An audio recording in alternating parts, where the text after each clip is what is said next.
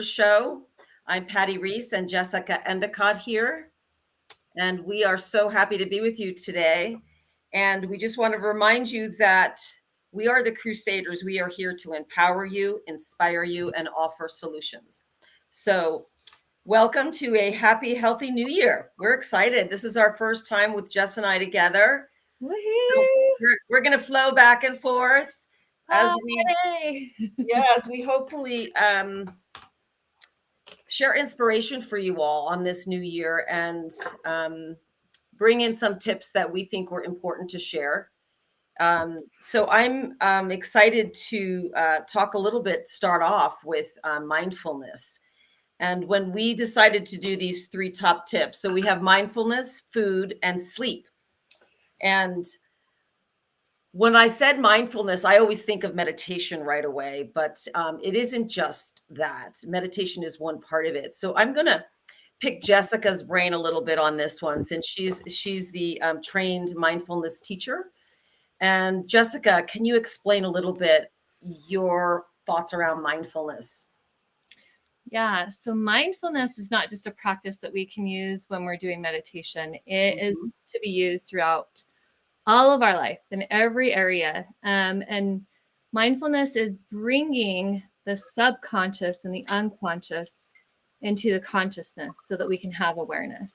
Because as long as it is residing in the unconscious or the subconsciousness, we can't make those shifts. Right? So we have our habits, we have our patterns, we're going about our daily life just based upon our programming. And we can't shift our programming, we can't shift out of those habits or those patterns until we bring awareness to them. And so mindfulness can be used in all of the areas of our life, whether we're doing dishes, whether we're talking with somebody, whether we're trying to work through hard things with a relationship or a conversation, and into just the quietness and the meditation space as well. I like that. Would you also say that mindfulness, and one of the things that mindfulness brings up for me is just presence, like being in the now, just bringing yourself back to like, okay, what's happening right here, right now, instead of like jutting off in different directions. Yeah, absolutely. Mm-hmm. Yeah, we have 70,000 thoughts a day, and for every one of those thoughts, we have 81 different facets. So we have 81 different ways that we interpret those thoughts. Whoa. So it's so easy for us to get lost in those thoughts and run away with them and have stories going on all day long about every encounter that we have. Oh, I definitely tend to do that. I know you've had conversations with people before they've even really happened, right? Yes, I do. I do create stories, and most of the time they never come to fruition. So I try to just step back and go, okay, be present, breathe, and then send light and love to whatever the situation is that's going on, especially when it's a difficult situation. The fun things are easy. Those are like, oh yeah, bring them on. I feel good. It's happening, but the challenges are not so fun. So those are the ones I get to sit with more. Those are the harder ones, I should say, to sit with. Right? They are the harder ones. So before we go further, though, Patti, I'd like to stop and do a quick check-in. Okay. With ourselves, with the audience, with our listeners, because this is a part of the mindfulness, right? Mindfulness is checking in with ourselves and seeing how we're doing. And we're so busy that we don't do this. We forget to check in and see how we're doing. We just go. So let's take a moment. And just take a big inhale and exhale. Let's do another big inhale. And a big exhale. We'll do one more. So when you breathe in, breathing in all the way down into your belly, expanding. And exhaling, releasing, letting go. Just taking a moment and checking in with yourself, noticing how you're feeling, noticing the thoughts, noticing your heartbeat, and just allowing it to be as it is right now in this moment.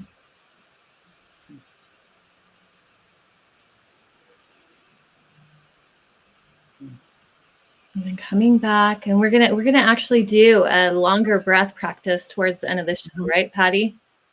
Yeah, we are. So for You are. Yeah.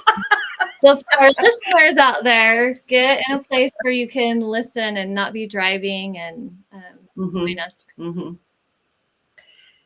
Thank you for that. It's so interesting how quick you can shift back into that relaxation state. And I know when I was, well, I want to share a little bit, and I don't even know if you know this, Jessica, but I worked at a treatment center. Well, I was in the treatment center, and then when I got out of the treatment center, the director said, "I'd like you to teach meditation at this treatment center." And I was like, "Oh, I don't know how to do that." So I went and actually did a meditation course up at the University of Utah when I was here. And it was really interesting because I thought, well, you just need to get quiet, right? And that's part of it, but there's a lot of active part of meditation. And this whole idea of mindfulness came into it. So I would love for you to explain a little bit about the different because there's active meditation, which is taking a walk, doing the dishes. And I'm saying meditation, but I guess I'm interchanging that as well with mindfulness, just having this awareness, because to me, it's like a meditation. My older brother says, "Oh, I meditate when I'm playing basketball." And I was like, "No, you don't." Well, but maybe he does, right? But that's an active form of getting out of the thoughts because you're involved in an activity, right? You're playing basketball, or you're skiing, or you're walking. So that's active, right? Am I right with that, Jess? Right. More of an active. Okay. And then the other is the passive, quiet stillness. I wonder if you could just talk a little bit about those two, because I feel like both are really important, just bringing mindfulness to, like you said, everything we do. But then I I had to learn how to meditate, right? Because I couldn't shut it off. And for me, getting quiet and learning how to breathe and and empty out was a practice I had to learn. And I do that now. Sometimes I do it for a few minutes, and sometimes it's a little bit longer.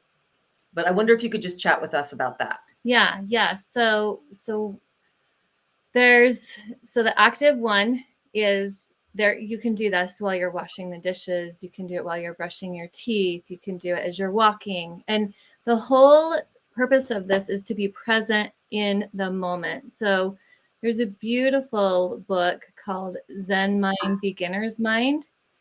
And it talks about how every moment is a new moment. And so we're looking at it through the eyes of a child, right? The beautiful eyes, the curiosity, just being completely present with it, because every moment, this moment right here between you and I, has never happened before.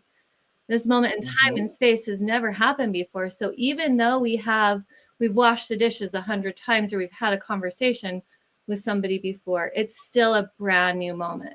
It's still brand new dish. Like, it's still brand new food that's on there, right? It's not the same food that has been on there the day before, unless you haven't washed your dishes. But it is coming into that state of having that beginner's mind and having it be a very first experience and being completely present with it. So engaging all of your senses. So as you're out walking, you're gently placing your feet on the ground, and you're feeling the earth beneath you. You're feeling the engagement of your muscles. You're noticing the sounds that are around you. You're taking in the smells. You're feeling the breeze or the sun or the coolness or the rain, whatever it is. And then you're just allowing that to be. Okay, so you're allowing it to be exactly as it is. You're not trying to shift out of that moment. You're being with the moment, in the moment. And then we talked about the silence, right? The silence. So a lot of people think that when you're meditating, you have to shut off your thoughts. And that's a myth. It's not about shutting off your thoughts. It's about learning how to control the thoughts in which you're choosing to interact with. So you get to start to have a choice with your thought process, and you step into this place of the observer. So it's still kind of an active form, right? You're still kind of actively involved in this practice. So you're sitting, you're being still, and within that stillness is where you get to hear the whispers. You get to hear the whispers of your thoughts. You get to hear the whispers of your guides. You get to hear the whispers of your body symptoms. Our body speaks to us through symptoms. And so, this is really important as we progress with our podcast series. We'll talk more about the symptoms of our body and how those are actual things that our body's trying to talk to us about, right? It's trying to talk to us. This is what's going on. But pausing and sitting in silence and sitting in stillness gives us that time to reflect. And it takes away the stimuli, right? We are so stimulated every day in so many different fields, with social media, with our kids, with what's happening in the world, what's happening outside of our own little home. But when we sit in silence, we are allowing there to be space. And when we allow this space to be, there's a lot of growth that happens. There's in music notes, there's a place where you rest. And when you're resting in between those music notes, that's where you actually are hearing the music, because without that, it's just noise, right? There's a beautiful quote, and it says, music is the silence between the notes. And that's the same with our life. Like our lives can be beautiful. They are music. They're music. And they can be noisy, and they can be chaotic, and they can have the heavy metal at times, but then they can also have the beautiful symphony as well. And when we stop and we rest and we have that pause, it's just as important as the go, go, go. Oh, yes. I thank you for that. And I think it's a great topic, because I feel like we need to give ourselves permission to take rest breaks, to take quiet breaks, to get still. I didn't know that. I mean, I grew up in a big family. It was noisy, it was very noisy. And not till I was much later, not until much later in my life did I realize, well, I need some of that reset quiet time. So that's when everything gets to kind of reset, which we're going to talk about sleep at the end. So we'll hold off on that, because that's an important thing too. But I like to say, take little rest breaks or little reset breaks during the day if you can. And for some people that's laying down. For some people that's just taking 5 minutes to rest. And I know they've brought in meditation and mindfulness into lots of different companies, where they're just like, we're going to just get quiet and we're going to do some breath. And so this is also about stress management, right? So it's about resetting our brain and our parasympathetic nervous system, because that's the one we want to stay in most of the time, folks, right? We want to stay in that rest and digest.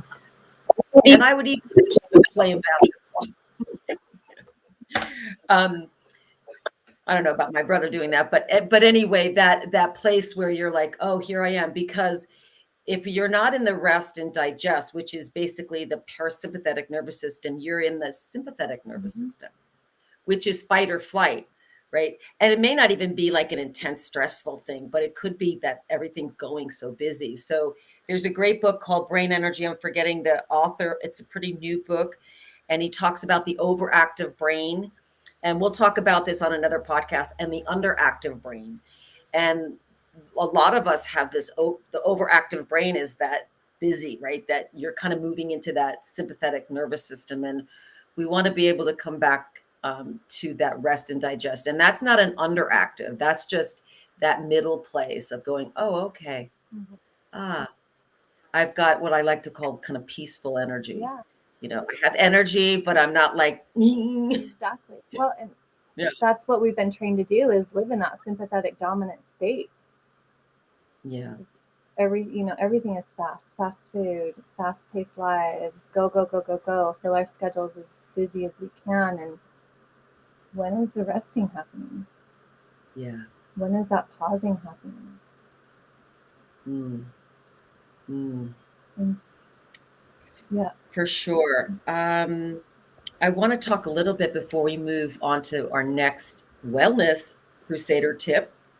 Um, about prayer and mantras. So that active part of meditation, you know, there's that passive where you're listening and you're quiet and you're breathing, and you're breathing through both.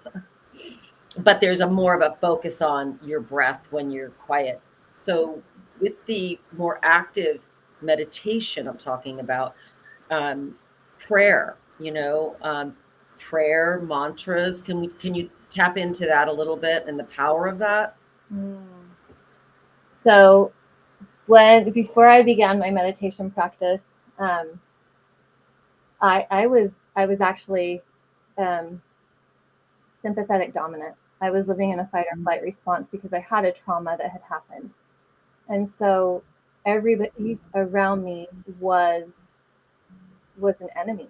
Right? It didn't matter if it was my child standing there. Like I was in this heightened state of arousal, and so this is where my meditation journey began. I began doing a meditation practice that was actually doing a mantra. And Mm, so sitting in this mantra, they say that it takes 40 days to break a habit, 90 days for it to start to become part of you, 120 days for it to become your essence, and 1,000 days for you to master it. And so I did 1,000 days of the same meditation practice every day. And it was a kriya. So it wasn't just a meditation practice. I was actively doing something with it. And that's something that I'll share at another day and time, because it's advanced, but there is a mantra in it. And mantras go back thousands and thousands of years, and you're chanting and you're singing these beautiful words and you're saying these beautiful words. And a mantra mhm, can just be, I am peace, I am love. Like, it can be that simple. But as you start to mhm. go deeper into some of the yogic practices, there's the um, meaning behind some of these chants are very beautiful and very prayer-like. And Mm, correctly, the pronunciation is just as important. And so um, it's yeah. so satanama. Satanama is a wonderful, beautiful practice, and the way What does that mean? where it's touching. So satanama is life, death, rebirth, and infinity. And Okay. um, where you're touching, when you're speaking it, you're actually touching different points inside of your mouth that are stimulating. Mhm. So the mantras have a lot of power behind them. Mm, They're especially when they're said intentionally.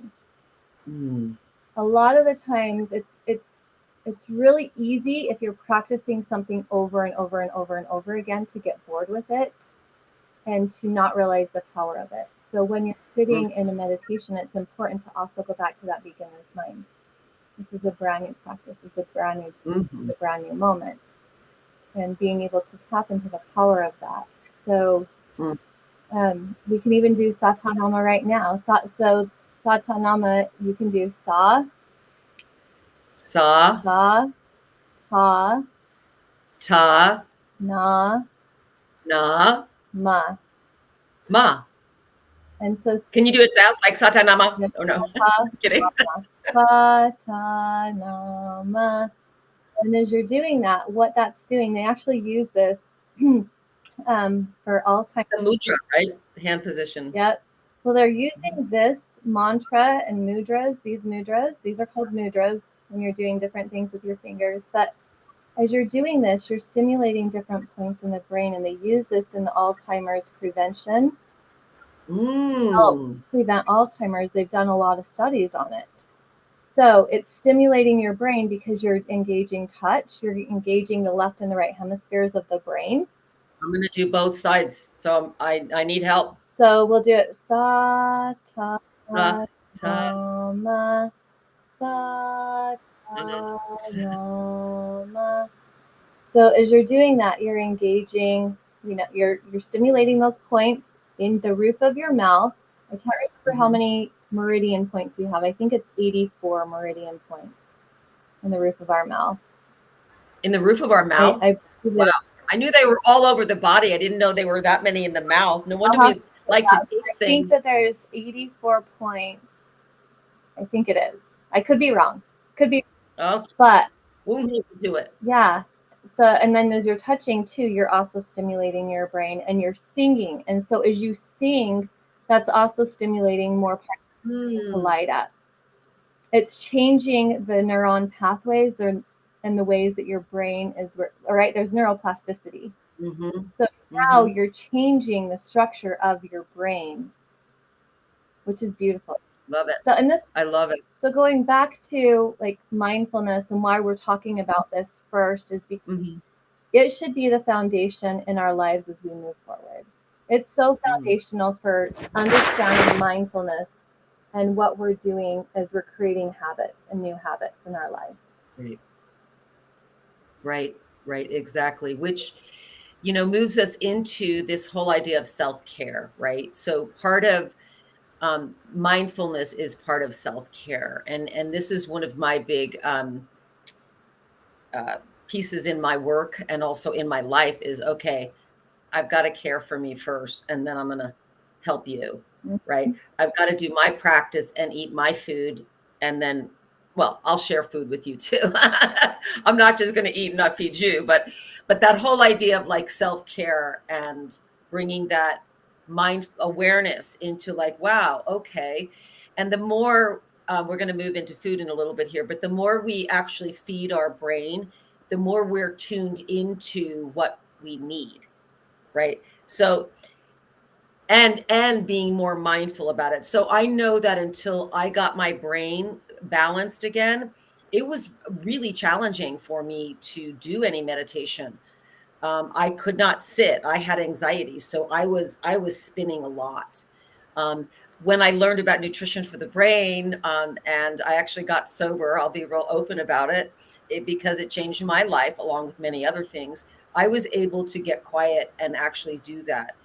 But part of that is feeding the brain and this awareness that you talked about with mindfulness. So I hope folks like that, are appreciating that, because I think it's great. I want to share, before we move on to food, one mantra that I learned from Qigong. And so I've studied Qigong over the years, and it's a really simple one. It's Hao La.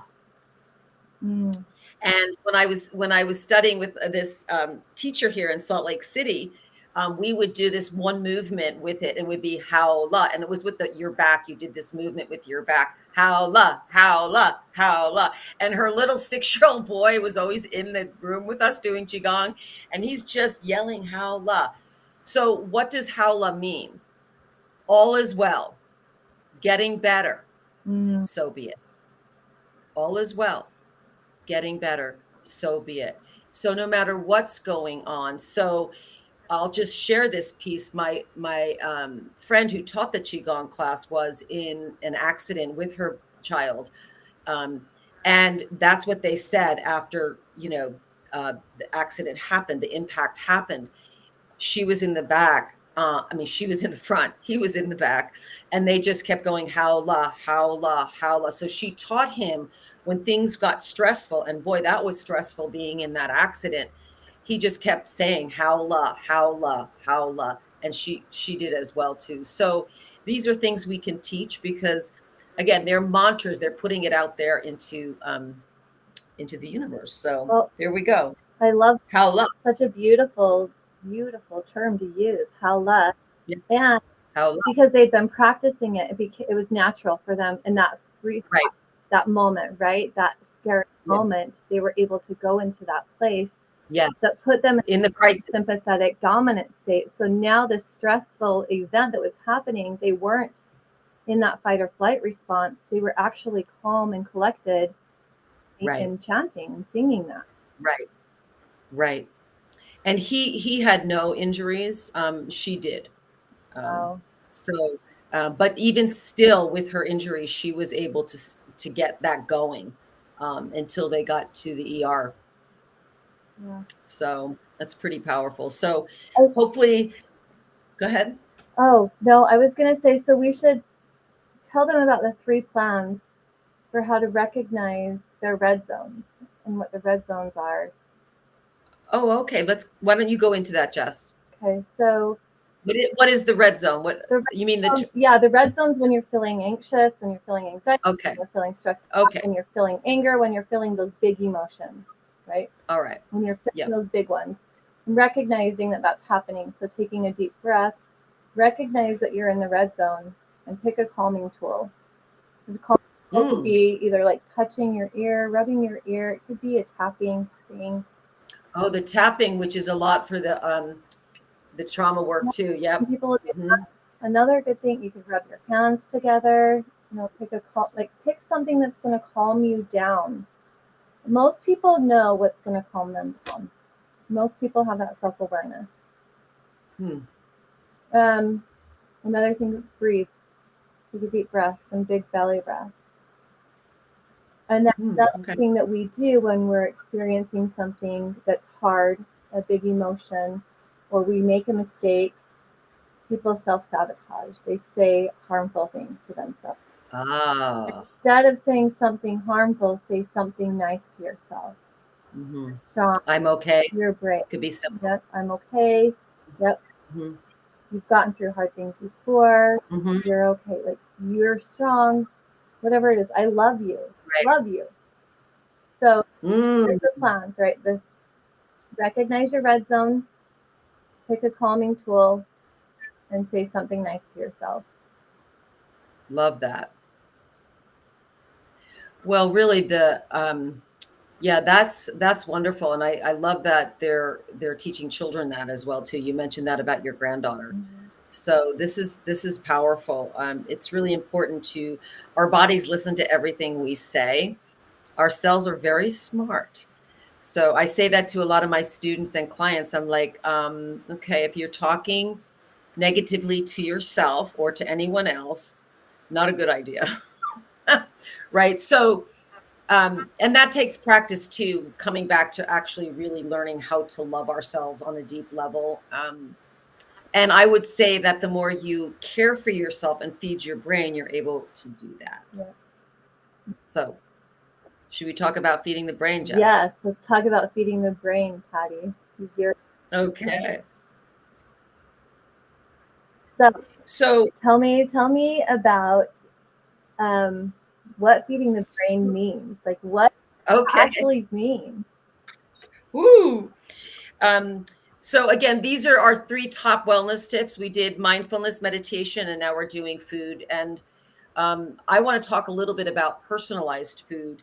I got a message from I think it was my sister-in-law about this new documentary series on Netflix about what you eat. You are what you eat, and that's a mantra many of us in the nutrition world have been talking about, of course, for a long time. I mean, basically, we are walking food, right? So don't feel bad about that. We also have an incredible body that regenerates. I mean, we have new stomach cells lining of our stomach every 2 to 3 weeks. That's remarkable, right? I mean, we have new cells coming all the time, and as we start feeding ourselves differently, these cells start give us more energy, help us have more clarity. So one of the mantras, here we go, for the Academy for Addiction and Mental Health Nutrition, which I'm a teacher for, and Jess, you participated in that program, is feed the brain first. And that comes from Christina Veselek, who is one of my, I would say, heroes in the world. She's a psychotherapist, also a nutritionist, and specializes in amino acid therapy, which we'll do another show about. And is feed the brain first. So what does that mean? Well, it means you need to eat before you do a lot of other stuff.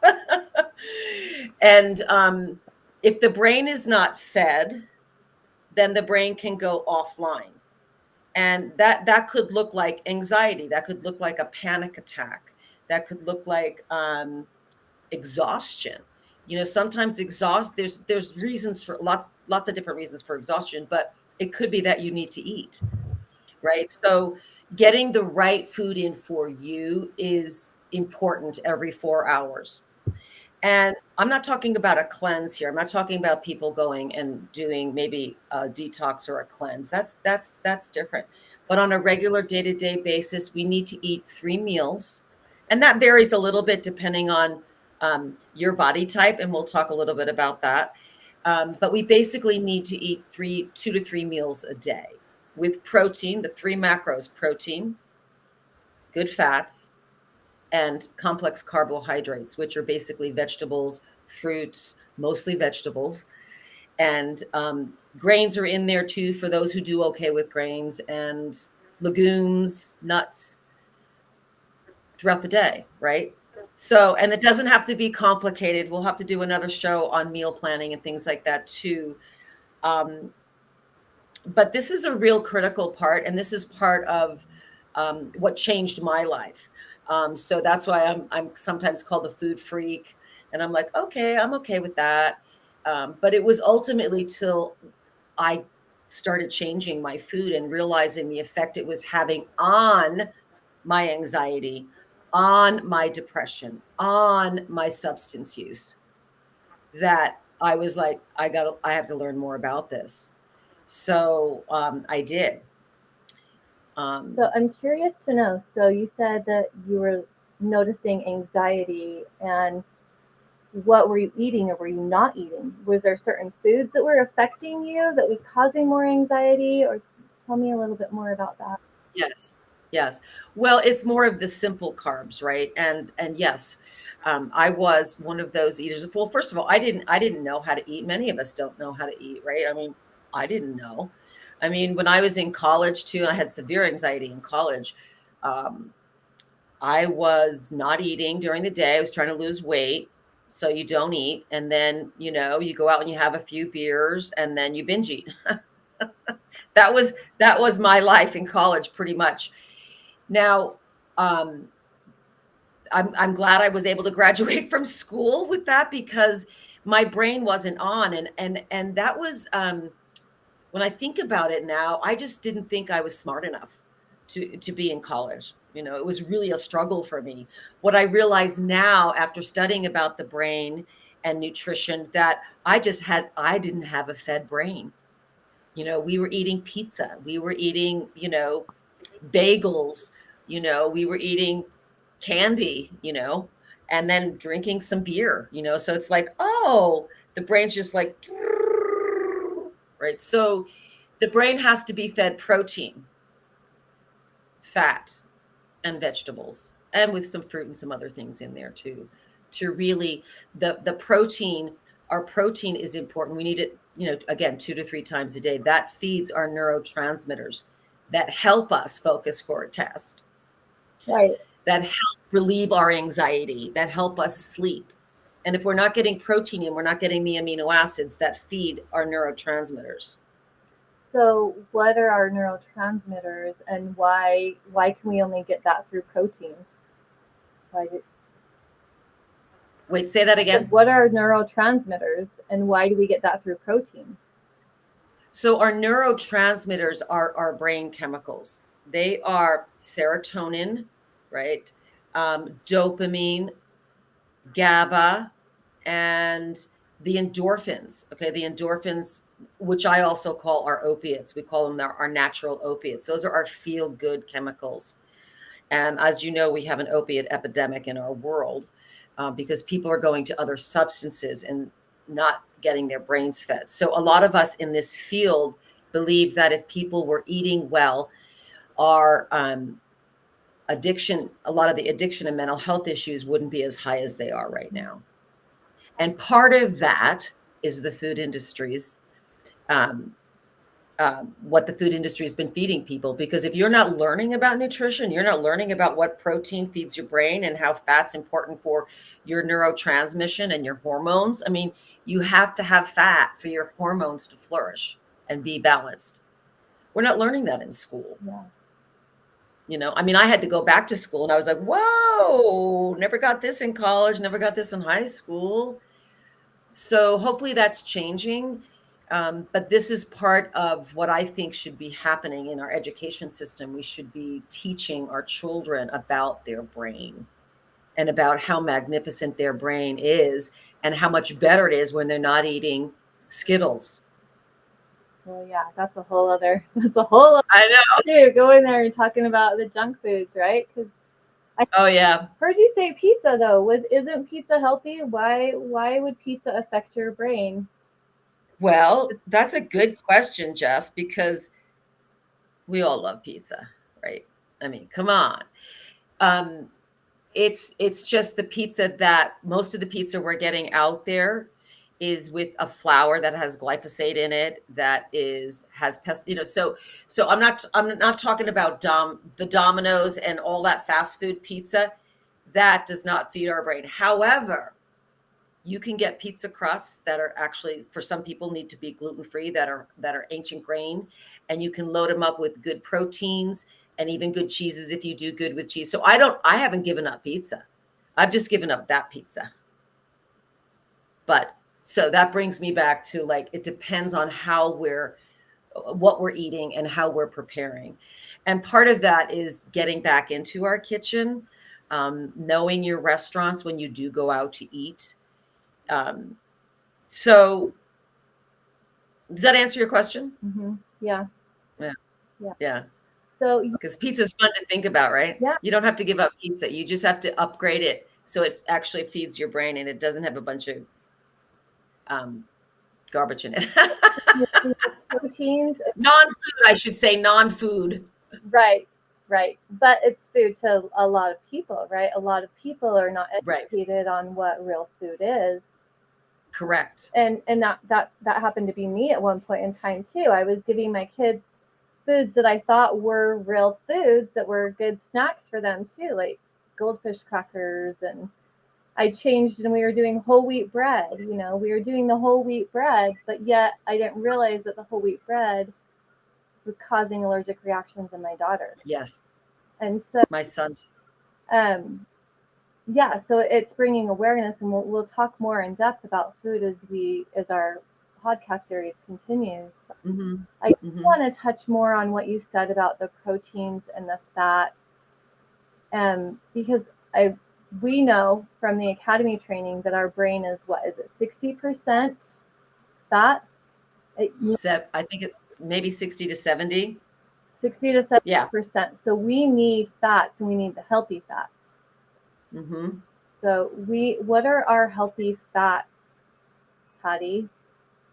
What are healthy fats? Well, so there are 4 different types of fats. There are the omega-3s, which are the most important fats. Those are the anti-inflammatory fats. Those are the ones that really help calm our system and feed our system, our brain. So fish, walnuts, flax seeds, and I would say grind them up, because you need to grind up the flax seeds if you're going to eat them. Chia seeds, hemp seeds. Oh my gosh, one of my favorites. So coming back to the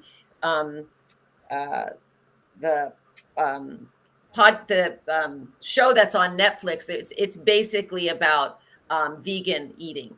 And we're not taking a position here, but if you are vegan, you probably need a lot of hemp seeds because you have to work a little harder to get that fat, but mostly the protein in. But hemp seeds are one of the most incredible foods.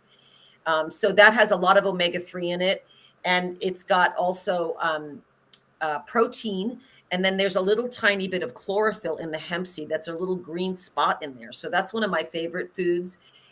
Leafy greens, believe it or not, have some omega-3s in them, right?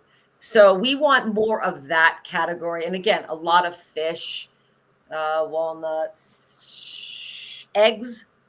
Eggs have omega-3 and also protein in them. And then we have the 6s and the 9s, and that's peanut butter, almond butter, um, sunflower butter, olive oil. Coconut oil is actually a saturated fat, but we need a little bit of saturated fat. So is butter, and so is ghee, which is actually a clarified butter that you can cook with at high heat. But we'll have to do another show on the cooking stuff. But um, yeah, I think there's probably more, but I'm just, those are some avocados. Obviously, a lot of people know about avocados. So, but I want to remind folks too that we want a lot from the omega-3 category. So get in some fish, um, especially the smaller fish like the mackerel and the sardines. I don't particularly like sardines. They're kind of fishy, but some people don't mind them.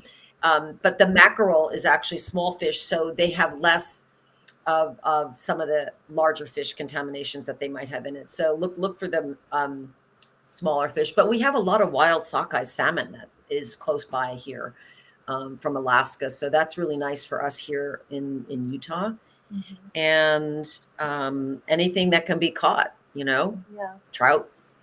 But So yeah, so I love that. And I love how you Mhm. prepare the sardines and the mackerel, how you actually use them, and instead of using tuna fish, you use them like tuna Yes, fish. So yeah, yes. but We actually made a mock tuna casserole the other night. Mock it was a mackerel casserole yum. instead of tuna. Yeah, mackerel is one of So my new favorites because of you.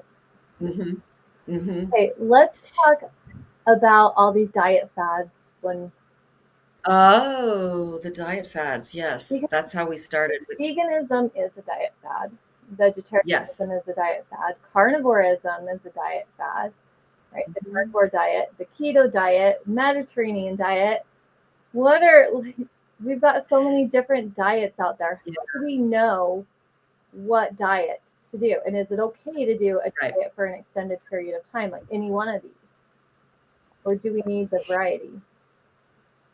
Well, we need variety. So our body needs variety, which is one of the harder things for lots of folks because it's like, well, I just do this every day. I do my smoothie every day, right? Because you get everything in your smoothie. So it's easy to repeat that day after day. And my feeling is if you're not, I'd rather you be eating than not eating, even if it is, you know, the same thing.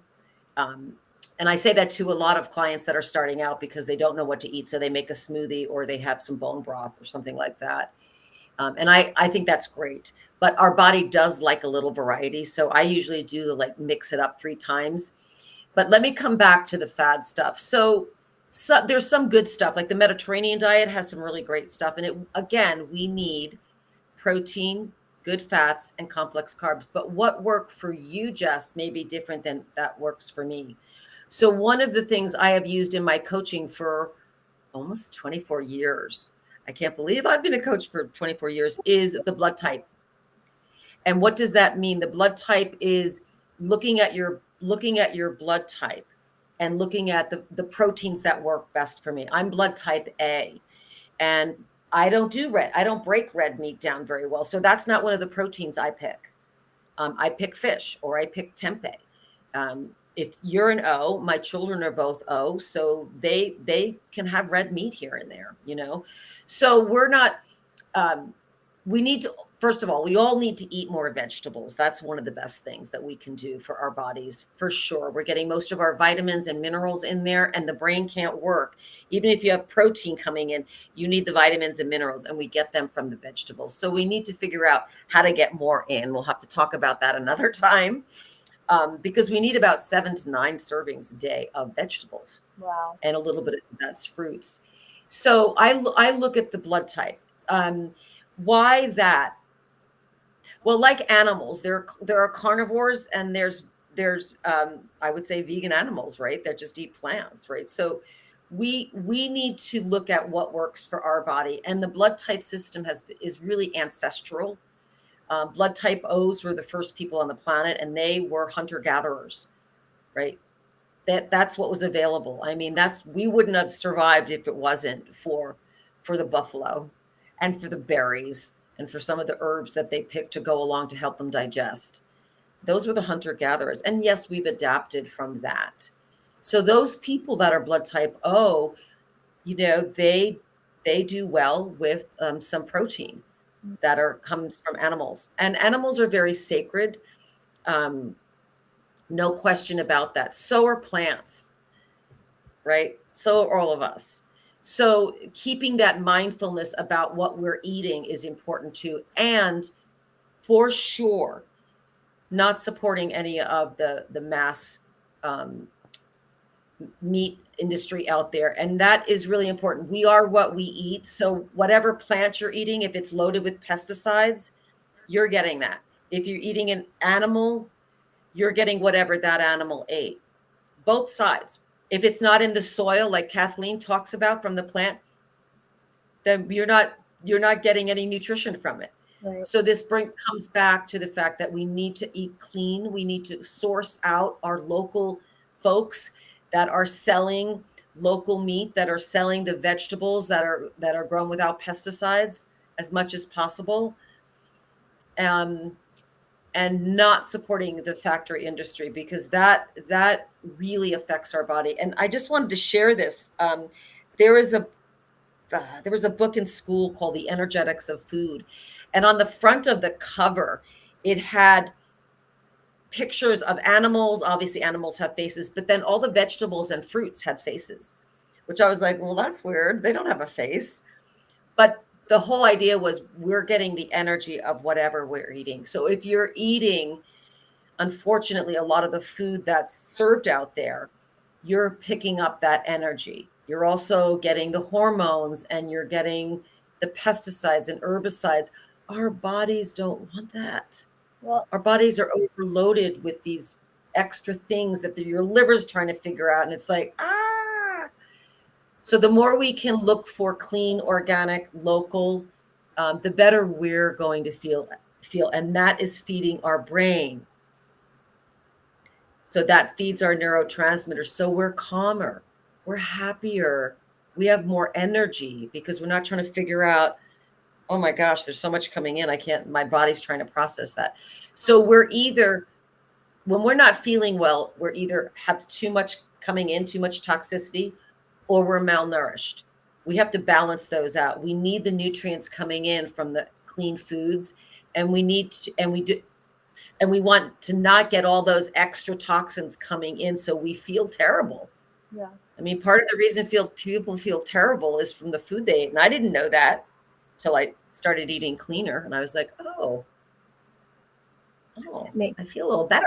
Yeah, it makes sense when you explain it that way. I love what you said about the energetics of it too, because it is like we're frequencies, we're vibrations. And I have a friend who her dad was part of doing like the sci-fi with the military and doing these experiments. And he actually hooked up a MIDI device to plants and animals before they were harvested. And these ones that were not raised humanely or not harvested humanely let out a scream. They let out a scream. And so the ones that were taken and were raised humanely and harvested humanely with the mindfulness that we are taking a life. We're taking the life of the plant to give us life. We're taking the animal to give us life. And when they were given this meaning, there wasn't a scream. It was this beautiful silence that happened. And that can also be shifted through prayer, right? Prayer, I'm not a religious person, but prayer is beautiful. Prayer is wonderful, and it means something different to each person, right? But when we say thanks, I guess we should say gratitude. When we use the term gratitude and we're grateful for this food that's before us, we shift that energy too. And now we give meaning to it losing its life so we can have life. And, no question. And I want to talk more about that too, because there are some animals that chose to come here specifically to give us life. That is what their purpose is. When we think about that, we really need to be mindful of where we are taking our food. Yes. No question about it. Yeah. The prayer is really important. We do a blessing before every meal. You just take a moment.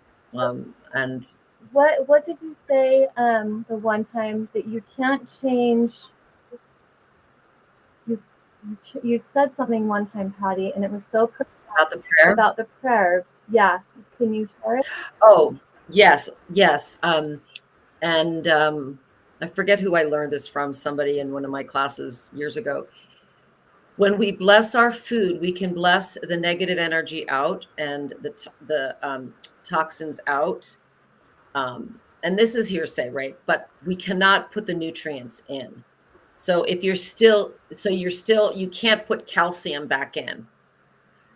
You can take the pesticide out. Now, that's not I'm not advocating that we go out and, buy the regular the regular non-organic food, but sometimes we're at a restaurant and sometimes we're somewhere where we can't get to our food. That's really important that we bless it. And yes, but we're not going to be able to get those nutrients back in. So that's again advocating for going organic and getting what we need from the organic farmers. Yeah. Hmm. Yep. Yeah. I thought there's a couple other things I just wanted to mention about personalized food. So we look at blood type, and then we'll move on to sleep because I know we're going to go to Q&A in a little bit. But I wanted to mention Ayurveda. This is another way to personalize our food. This is what we look at through the academy. We look at blood type, Ayurveda. And what does that mean? If you haven't heard of Ayurveda, Ayurveda is an ancient style of living that originated in India. It goes alongside yoga. And what's fascinating about this way of understanding your what they call dosha, your dosha's your nature, right? And there's three doshas. There's pitta. I'm pitta. It's more fiery, heated, and there's personality things that go along with it too.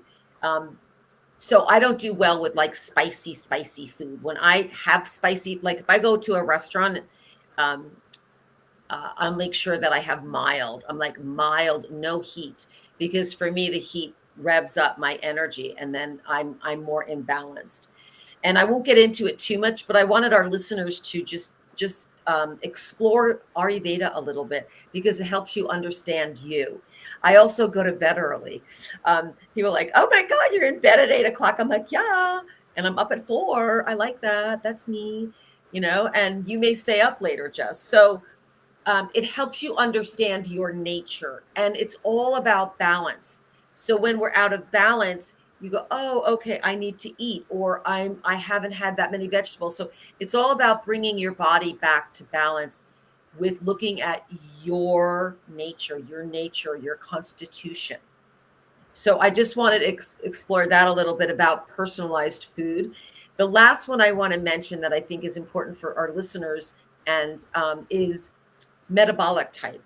So that's where we have fast metabolizers, we have um, uh, middle metabolizers, they're like balanced metabolizers, and then we have carbohydrate metabolizers, slower metabolizers.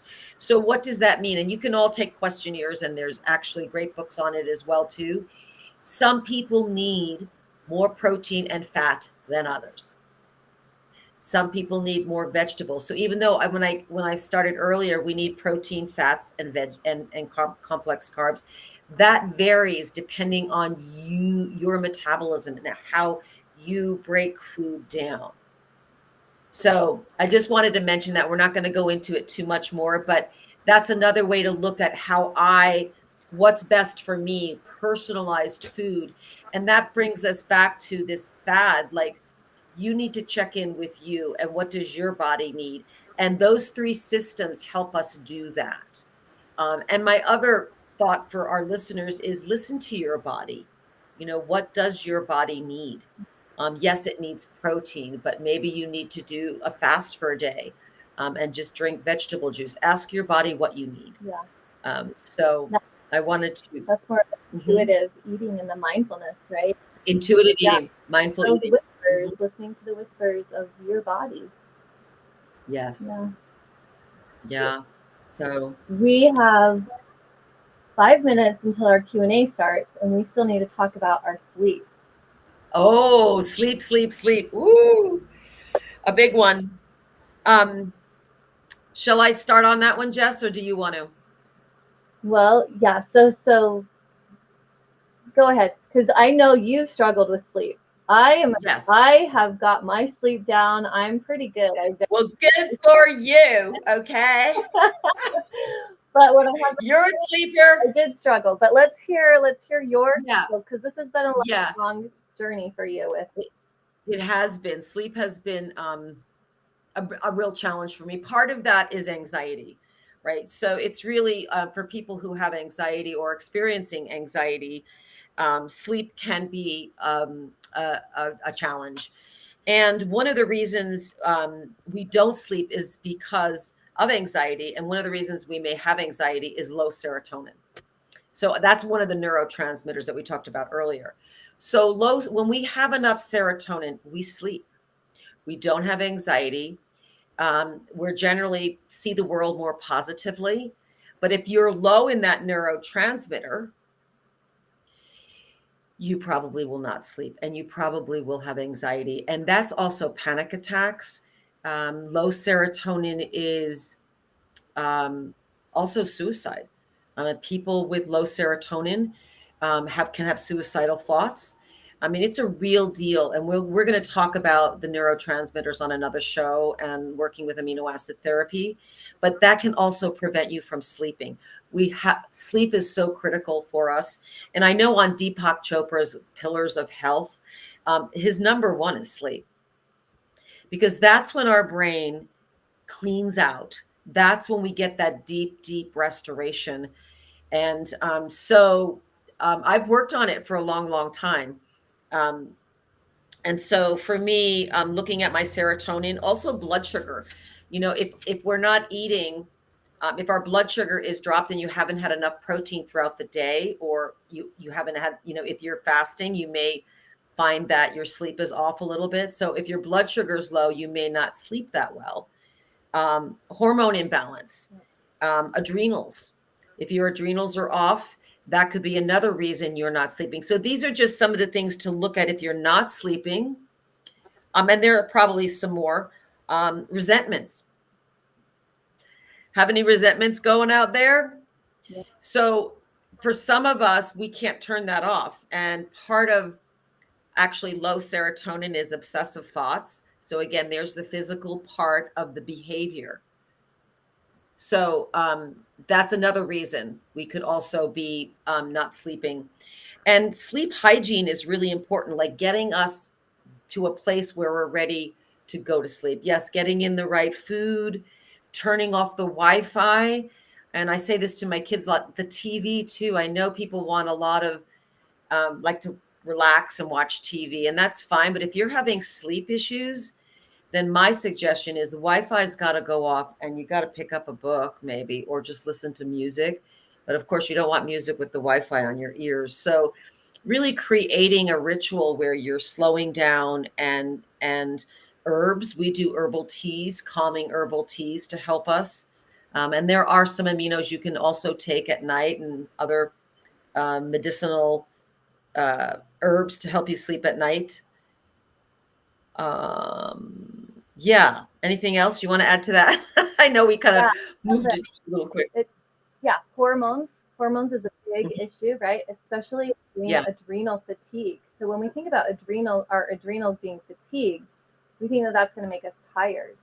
But if our adrenals are not functioning correctly, they're going to keep us awake. And Right. especially cortisol, because the cortisol is affecting our adrenals. So cortisol comes because we have too much stress. Right? Right. So we're also like going back to how important rest is, and being mindful with our rest, and that noise that you were talking about with the television, right? That's just another noise. It's just another noise. We're not really resting or breaking away from it or decompressing for the day, even though a lot of us are using it and thinking that we're tuning out what happened during the day. But maybe that's a time to journal and reflect and pause and breathe. Take a bath. Taking a bath, or even turning the temperature down on your tub, the water. Instead of taking a hot shower is going to awaken you. But if you take it cooler, a cooler shower at night, or a cooler bath at night, or even turn your temperature down to sleep at night, that's going to help your body to drop into a deeper sleep. Oh, right. That's a good reminder about I that. turn my temperature down to 68 degrees and sleep with it cooler. My temperature is anywhere from 72 to 74 during the day. But at nighttime, I turn it down. It starts like going down to 68 degrees. And if it's too hot, I'll open up a window to get some cool air in here. Turning down the lights is another. We want to stimulate what's happening with the sun and work with the circadian rhythm of the sun. Right. Which is when the sun starts to set, we should start darkening our home to start our mind and prepare our body for that sleep. Changing the setting on your phone so that it goes into the dark mode, so that the blue light is coming off, so that you're not the blue light anymore, because the blue light is going to stimulate your brain and keep it awake. Breathing, doing the breathing. And our Q&A is ready to start, but it looks like we don't have any callers yet, so we could actually go into that. We could do that. Meditate breath. Yeah, we could do the breath meditation that can help to put us in that parasympathetic state, right? Because the parasympathetic state is where we want to be when we're going to sleep. We don't want to try to get in bed if we are still in that go, go, go, and our mind is like, I've got all these things that I have to do tomorrow, da, da, da, da, da. And if you have tomorrow, you can journal about it. Like, write it down. Get it out of your mind. Get it out of your mind. Another thing, let me finish this one and then I'll go to you, Patti. But one other thing is giving yourself permission to go to sleep. Self permission to go to sleep. I love that. I love that. When you were saying writing it down, like journaling, so I had an experience just the other night that I was having a hard time sleeping. So I had some emotional thoughts going on. And so I got up and I made myself a cup of sleepy tea. And then I did actually take some tryptophan, which is an amino acid you can use to help you sleep and calm down. So, but I journaled. So it was like being able, I call it my written therapist, you know, I was able to get it out so that it wasn't ruminating in here. I was able to write out some of the feelings I was having on paper. And I was like, wow. And then I went back to my breath. So I think it's going to be really, I'm looking forward to our final breath, sleepy breath, because that was really helpful to me. And as soon as my mind started going again, I would just come back and just focus on my breath and go into that relaxed state. And I asked for sleep help. I'm just like, okay, universe, guides, angels, whatever you want to use, God, help me sleep. I need help sleeping. I need to turn it off and I need my body to be restored. So I love that, giving yourself permission, because, you know, I didn't do that for the longest time. I'm like, well, I can handle this. I just need to go do that. And then I'm like, well, why don't I ask for help? So thank you for that reminder. And yeah, so another thing that, so while you were talking about that, is one thing that came to my mind was we'll often look at our phones too to see what time it is, or we'll check the clock to see what time it is.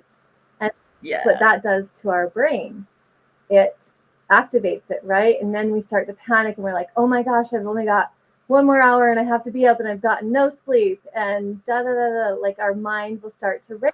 I do that. Into those ruminating thoughts, right? And then before we know it, it's time to get up and we're like, I haven't gotten any sleep. Yeah. So giving yourself permission to Mhm. to not check the phone, not check the clocks, and just to know that when your alarm goes off, that's when it's time to get up. Mm. Okay. Don't Wow. check, don't check, don't check, don't check. Don't check, don't check. Okay. Well, before we take any call-ins, and I think we need to say our little wait, but let's do our meditation first. Can we do that, Jess? Yeah, let's do that. The sleep one. So just a reminder for anyone that is listening, if you are driving right now, Do not do this. keep your eyes open. This may make you sleepy. We're just making sure that you know that this could be a sleep remedy right now for you. So keep your eyes open or pull to the side of the road and take a little reset break with Jessica's meditation. Yes, please, please, please listen to what Patti said. I was thinking yoga nidra is also a really powerful practice to do before you go to sleep as well. But that's not what we're going to do today because we want our callers to come back and not fall asleep right now, or our listeners. So we'll just take. So you can do this you can do this sitting up. There's so many different ways that you can do your meditation practice. You can sit in a comfortable chair. You can lay down. You can lay on the ground, you can lay on the bed, you can sit on the bed. Just find a position that's comfortable for you. Mm-hmm. That's one of the most important things when you are doing a meditation practice is finding a position that's most comfortable for you so that you can just relax into it. Mm-hmm. So I'm going to sit in my chair. Patti's sitting in her chair. I'm going to place my feet firmly on the ground. I invite you to do the same and sit in a tall, upright position. You can bring your hands to your knees, or you can bring them into the Gyan Mudra, which is this one. But because we're settling down, putting your hands down on your legs is going to help you to feel more grounded. It's going to help you to feel more calm and more relaxed. And then just gently close your eyes. Close your eyes and notice your surroundings. Notice the noises around you. Notice the sound of my voice.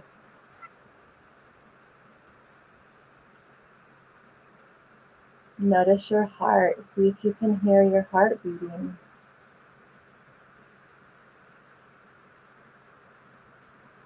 And notice your breath.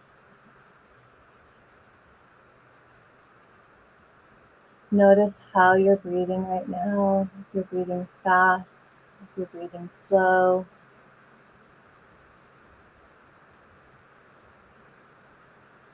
Noticing the cushion underneath you, the floor underneath you, whatever is supporting you.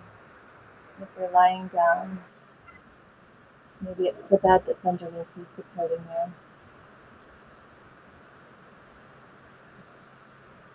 We'll do a quick body scan. So noticing your toes,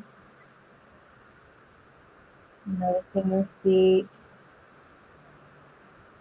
noticing your ankles,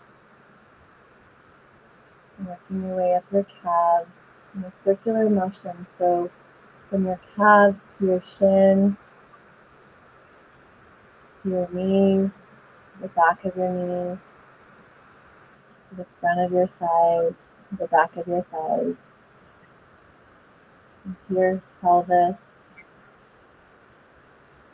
around the front and around the back, into your lower belly, around the front, and low back, and into your heart space, the front of your heart and the back of your heart. And taking a big inhale in, and then exhale. And coming up to your shoulders, and working your way down your arms, your upper arms, your elbows, your forearms, your wrists, and your fingers. Coming back up your arms, the opposite way, wrist, forearms, elbows, upper arms, shoulders, and spiraling around the back of your neck, to the front of your neck, into the back of your head, and coming up the back of your head, into your forehead, and allowing your forehead to soften, and allowing your tongue to fall away from the roof of your mouth. And gently lick your lips, and breathing in through your nose, all the way down into your abdomen. And as you exhale, you're going to purse your lips as if you're sucking out of a straw, sucking in a straw. And exhaling out your lips.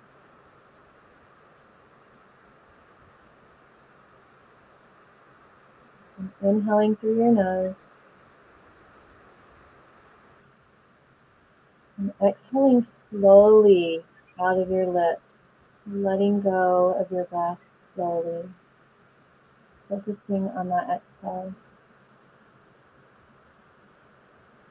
Inhaling through your nose. And exhaling slowly out of your lips, slow and controlled.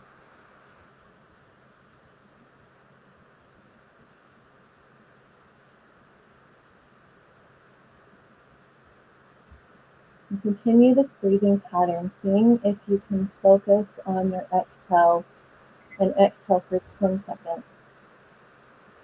Ooh.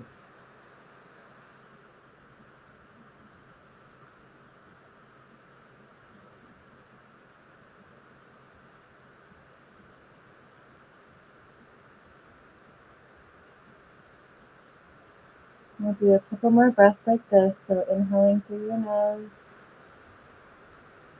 and exhaling through those pursed lips, that little straw. Just gentle exhale.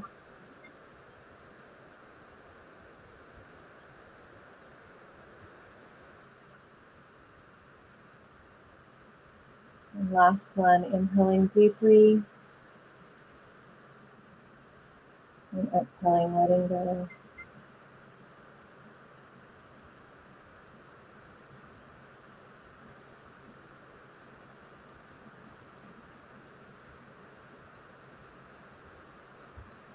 And slowly wiggling your fingers, wiggling your toes, gently blinking, opening your eyes, licking your lips again, coming back into the moment. Well, thank you for that. I just wanted to share that before we go to Q&A. You said exhale for 10 counts, and I was like, oh my gosh, I'm not going to be able to do that. So the first time I did it, I got to about 6. Then I got to 8 counts, and then I was able to do 10 for the last 2 breaths. So that was really, really wonderful. So thank you, Jessica. You're welcome. And I think we are ready for Q&A if we have any call-ins. Do you want to read our little, do we have it? Yeah, we do need to read our disclaimer and let you know. Our disclaimer. Yep, that our role as a health coach is not to prescribe or assess micro and macronutrient levels, but we provide healthcare, medical, or nutritional therapy services, or to diagnose, treat, or cure any disease, condition, or other physical or mental ailment of the human body. Our goal as the coach is a mentor and guide who's been trained in holistic health coaching, and we help clients with positive, sustainable lifestyle changes. Listeners understand that we're not acting in the capacity of a doctor, licensed dietitian, psychologist, or other licensed or registered professional, and that any advice given is not meant to take the place of advice by any of your healthcare professionals.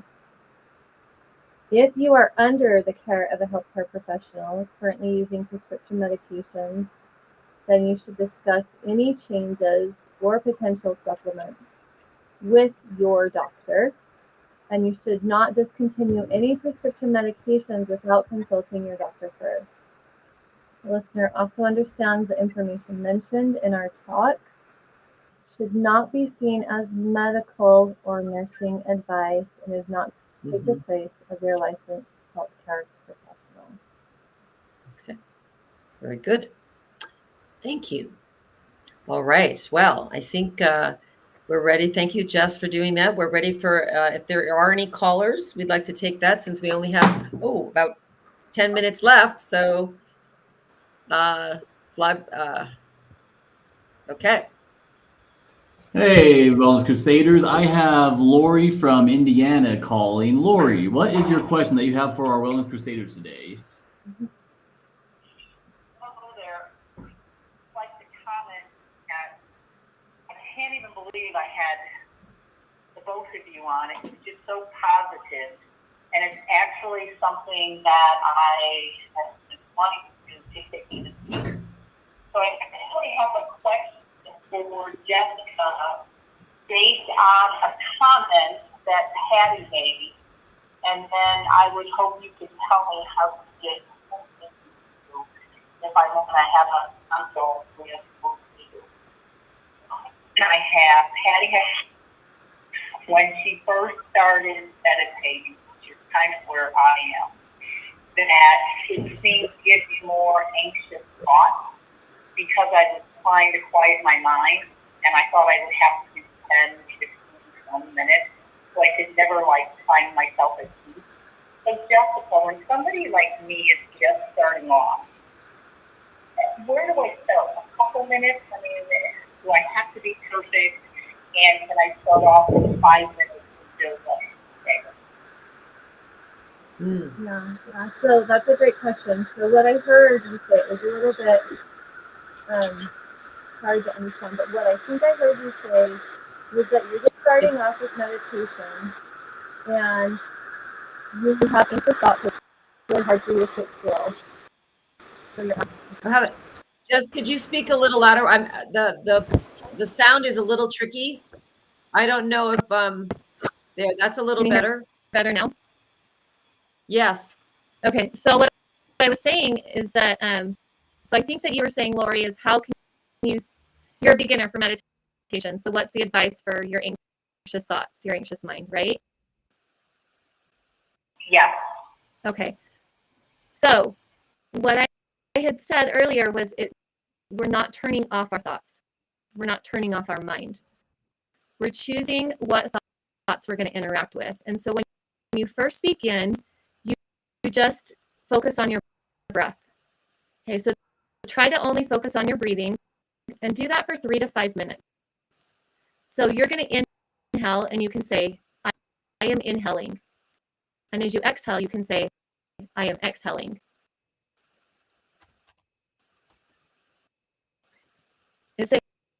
So as you're doing that, you want to continue. If you have thoughts that are rising, go back to your breath.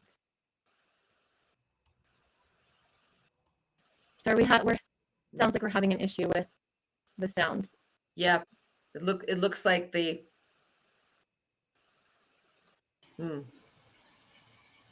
Try it again, Jess.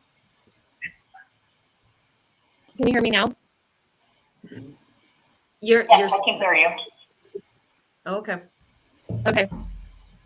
So when you first begin meditation, practicing for 3 to 5 minutes and just allowing your thoughts to be and not participating with them. So just watch them. Watch what your thoughts are doing. And you're going to be sitting there and you'll say, I am breathing in with each inhale. And as you exhale, you'll say, I am breathing out. I love that. And this is going to help to calm that mind so that you're not rushing away with those thoughts. If the thoughts do come, allow them to be, and you can label them. You can say thinking, or you can say thought.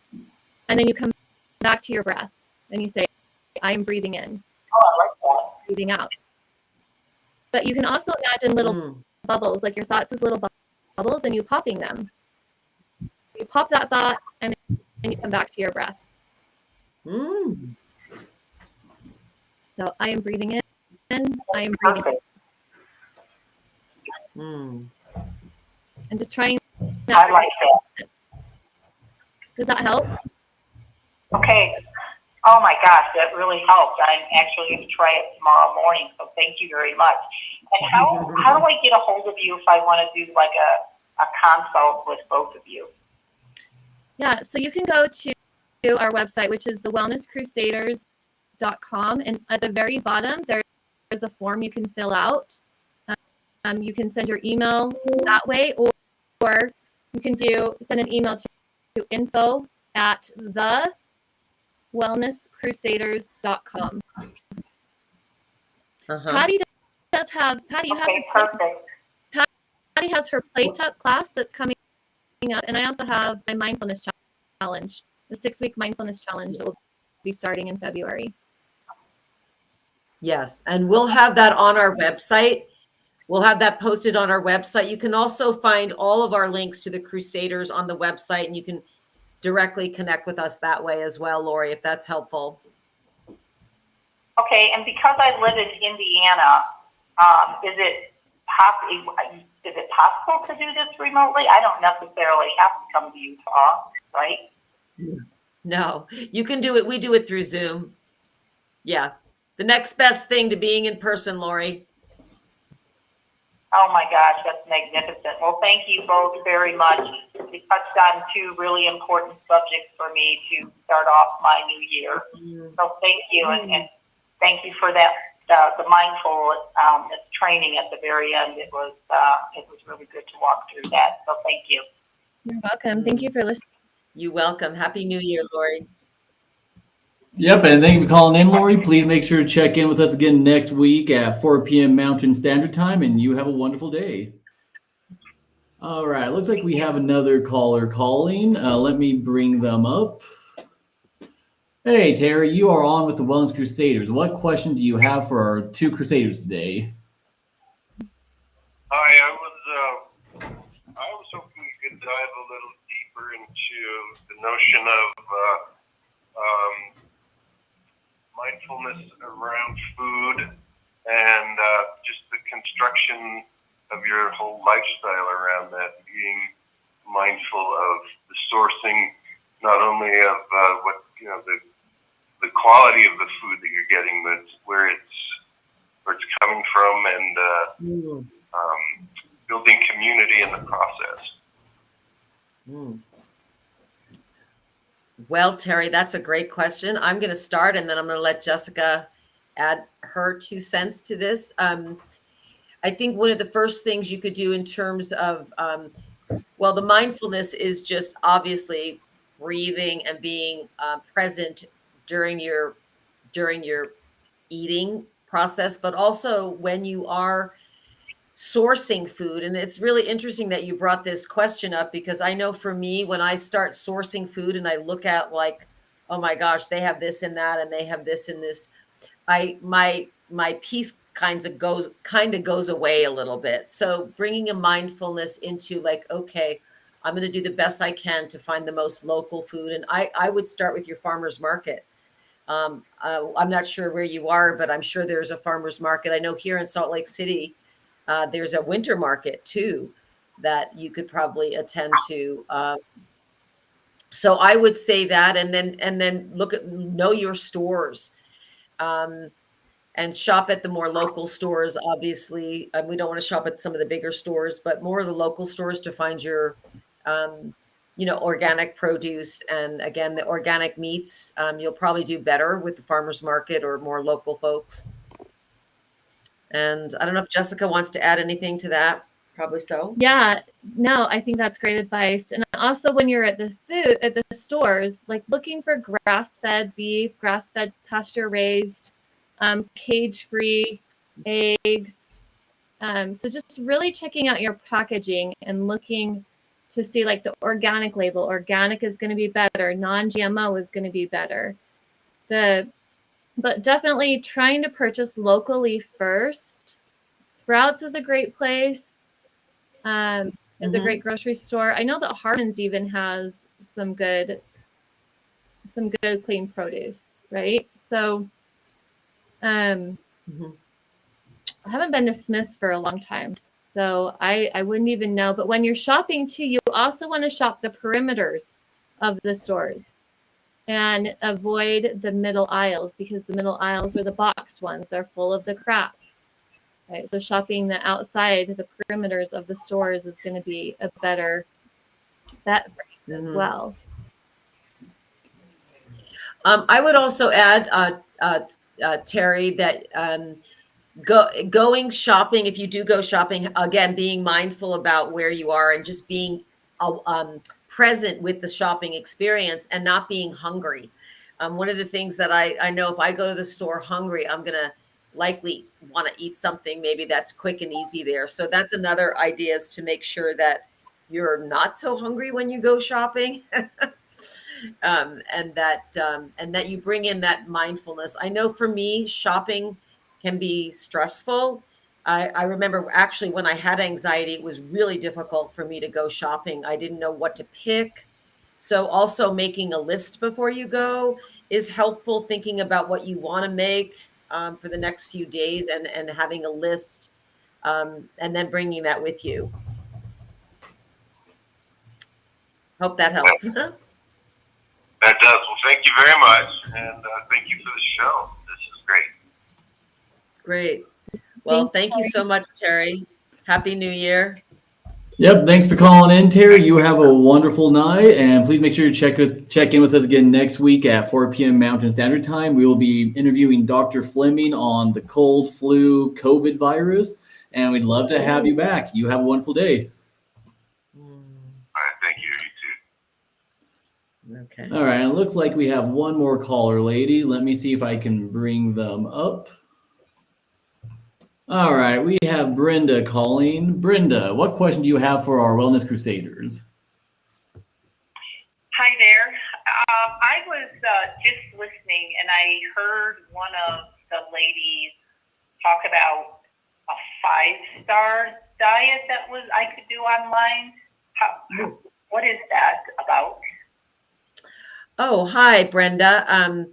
It's called the 5-star personalized pro recovery diet. And that's basically looking at what we talked about today, looking at the protein, fats, complex carbs, and then personalizing it for you and creating meal plans. The best way to take a peek at that is either you could join the Academy for Addiction and Mental Health Nutrition. They have a training coming up I think it's within a couple weeks. So if you can email me or Jessica, or you could just email us at the Wellness Crusaders site. And I also have a plate up class coming up. So that covers the 5-star diet too, which is basically, again, looking at, what works best for you with your personal body type. Is that helpful? Oh, that's perfect, and it doesn't matter where I live, correct? No, it's on Zoom as well, Brenda. Okay, thank you very much. You're welcome. Happy eating and Happy New Year. Thank you, Brenda. Thank you. Yep, thank you, Brenda, for calling in, and please make sure to check in next week at 4 p.m. Mountain Standard Time for our interview with Dr. Fleming, where we'll be talking about certain viruses like the cold, flu, RSV, and COVID. And you have a wonderful day. Thank you so much, DJ Flyboy. Well, I think that's it for us, Jess. I think that's a show. Thank you. Yeah, thank you. So beautiful. Working with you, Patti. I just love you so much. Yeah, I love you too. And thank you for and anybody that's listened in. We hope you got some good nuggets and some tips for taking care of yourself, because you are worth it. And the more we take care of ourselves and our planet, the more we will feel better and we will heal. So again, info@wellnesscrusaders.com. You can reach us there. And we look forward to seeing you next week. So it's actually info@thewellnesscrusaders.com. Oh, okay. It's info@the. So the is missing on that. We'll have to change that up. Well, we're learning as we go. So, okay, everybody, have a lovely night. Make a beautiful dinner for yourself and bless it, and stay in gratitude. Much love. Okay.